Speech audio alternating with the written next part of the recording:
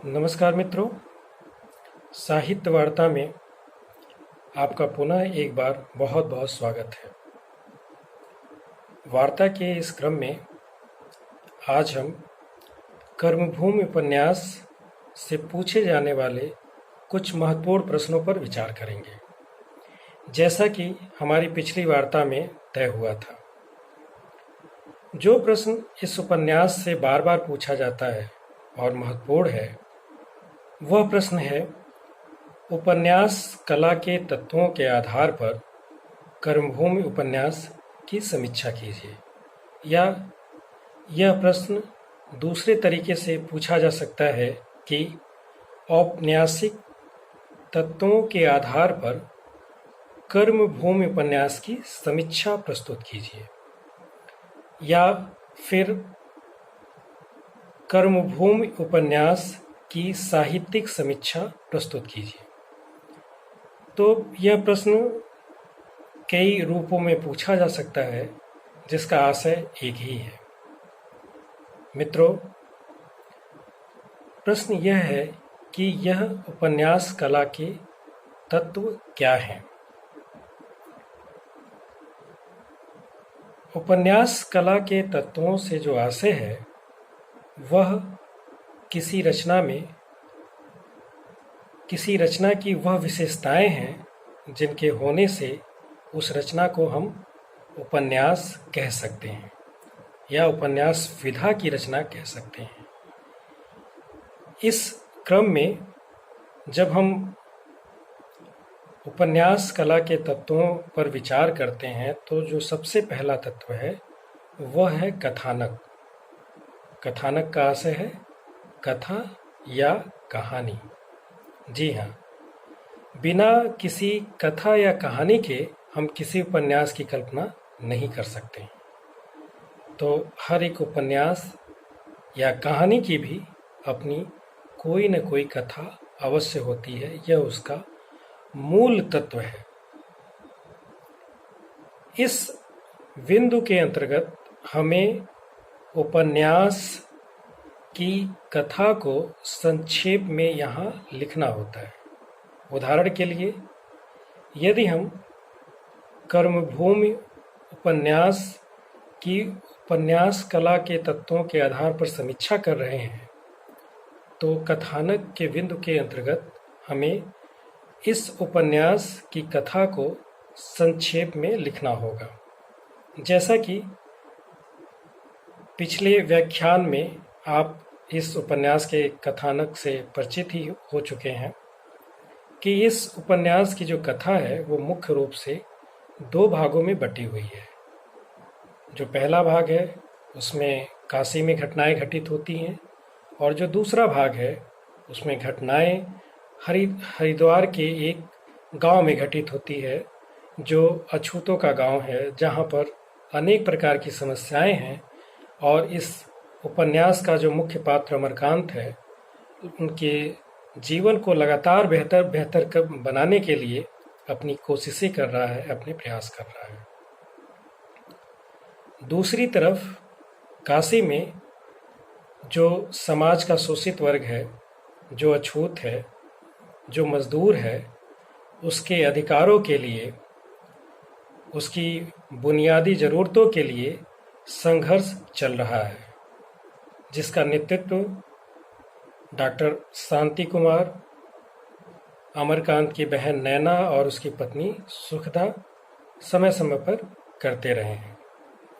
तो कहने का मेरा आशय यह है कि इस कथानक के बिंदु के अंतर्गत हम उपन्यास की कथा को संक्षिप्त में यहाँ पर लिखते हैं।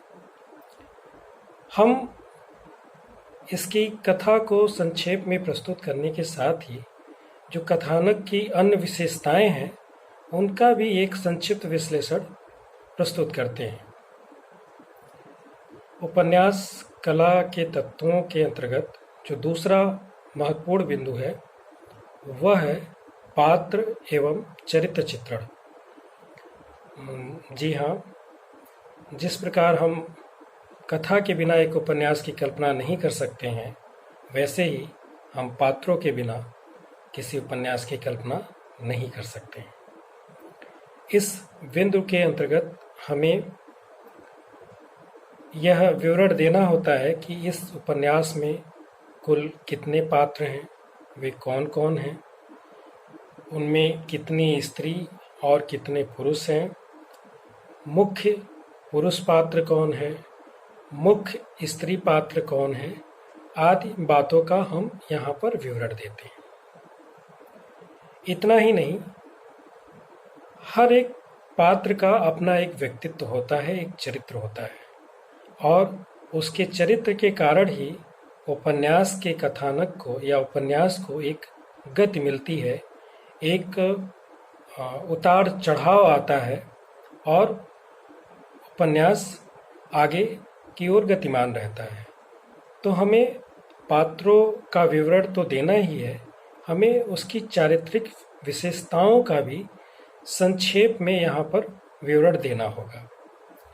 यदि समयाभाव के कारण या शब्द सीमा के कारण हम सभी पात्रों और उनके चरित्र के संबंध चारित्रिक विशेषताओं का विवरण न दे पाए, तो हमें कम से कम जो मुख्य पात्र हैं उनकी चारित्रिक विशेषताओं का विवरण तो देना ही चाहिए। जैसे उदाहरण के लिए, इस उपन्यास का जो मुख्य पात्र है वह अमरकांत है।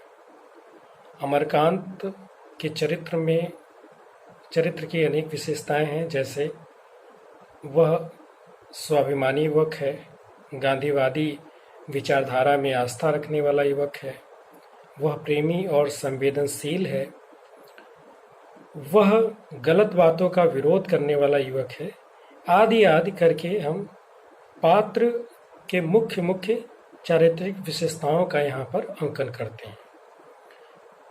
वैसे ही हमें इस उपन्यास की जो मुख्य स्त्री पात्र सुखदा है, उसके भी चारित्रिक विशेषताओं का अंकन करना चाहिए। तो उपन्यास कला के इन दो बिंदुओं के बाद जो तीसरा तत्व है वह है संवाद योजना। संवाद, जिसे हम अंग्रेजी में डायलॉग कहते हैं। मित्रों, आपने फिल्में देखी होंगी और अक्सर बातें करते हुए सुना होगा कि इस फिल्म में जो नायक है या जो खलनायक है उसका यह संवाद या यह डायलॉग बहुत ही ज़बरदस्त था, इस तरह की बातें।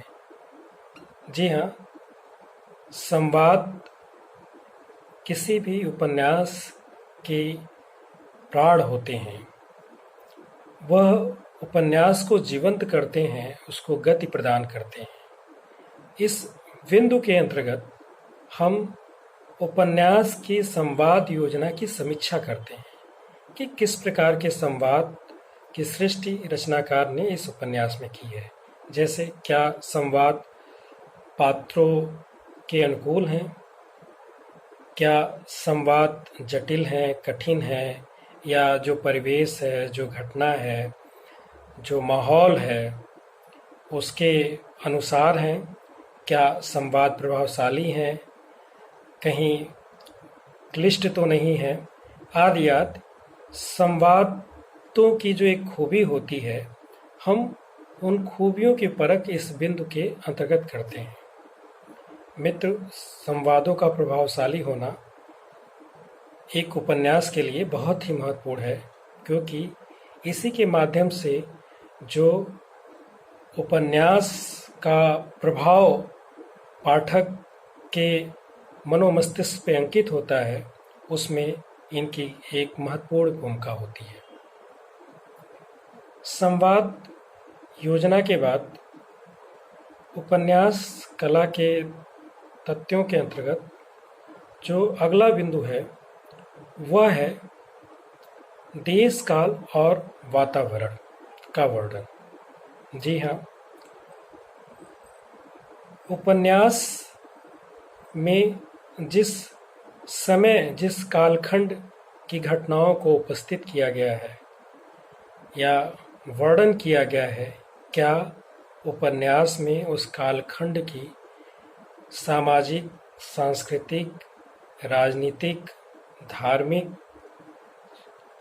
जो वातावरण है, क्या उसकी भी सृष्टि उचित ढंग से की गई है अथवा नहीं की गई है, हम इस बात की इस बिंदु के अंतर्गत समीक्षा करते हैं। उदाहरण के लिए, कर्मभूमि उपन्यास के रचना का जो कालखंड है वह 1932 ईस्वी का कालखंड है। भारत में यह जो समय है वह स्वतंत्रता संग्राम का समय है। इसके साथ ही 1929 में पूरे विश्व में आई हुई मंदी, जिसने लोगों के जीवन पे एक गहरा प्रभाव डाला था, लोगों की ज़रूरतों की चीज़ें महंगी हो गई थीं, लोगों का जीवन बहुत कठिन हो चुका था। यह घटना भी 1929 में मंदी के रूप में हमारे सामने आती है, जिसका प्रभाव 1931-32 और आगे के कुछ वर्षों तक बना रहता है। तीसरी जो महत्वपूर्ण घटना इस कालखंड से जुड़ी हुई है वह है कि समाज में अछूतों की स्थिति को लेकर के, उनकी राजनीतिक भागीदारी को लेकर के अनेक आंदोलन चल रहे हैं। अछूतों के प्रतिनिधि जो ब्रिटिश गवर्नमेंट है वहाँ पर अपनी मांग पत्र प्रस्तुत कर रहे हैं, गोलमेज सम्मेलन आयोजित होता है और उनमें अछूतों के संदर्भ में महत्वपूर्ण निर्णय लिए जाते हैं।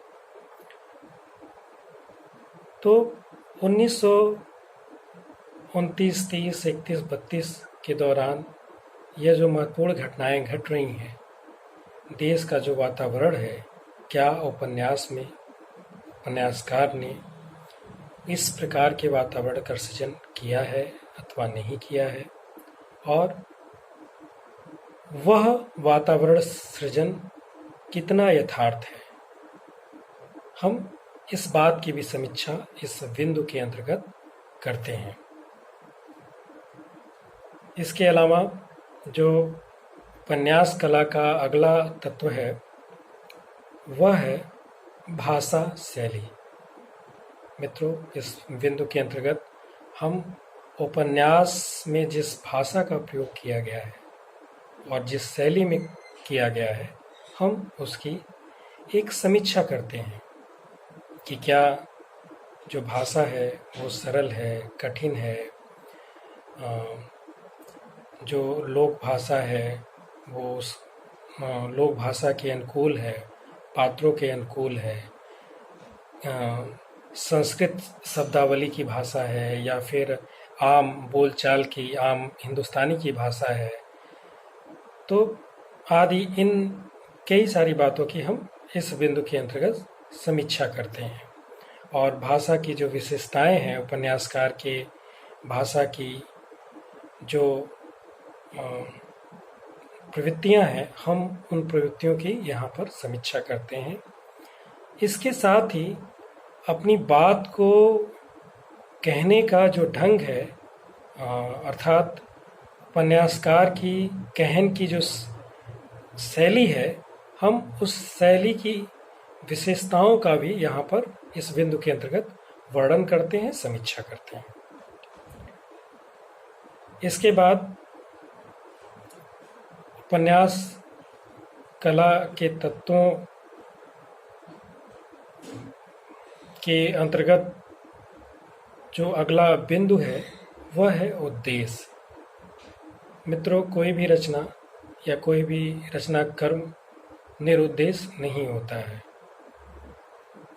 तो इस बिंदु के अंतर्गत हम किसी रचना के उद्देश्य की समीक्षा करते हैं या उस पर हम अपनी बातचीत करते हैं कि इस उपन्यास को रचने का उद्देश्य क्या था और यह अपने इस उद्देश्य में कहाँ तक सफल हुई।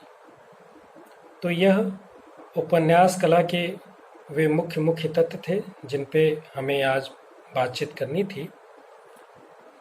मैं उम्मीद करता हूँ कि आपको यह सभी बातें अच्छे से समझ में आई होंगी। फिर भी यदि इससे संबंधित कोई प्रश्न है तो आपका स्वागत है। धन्यवाद।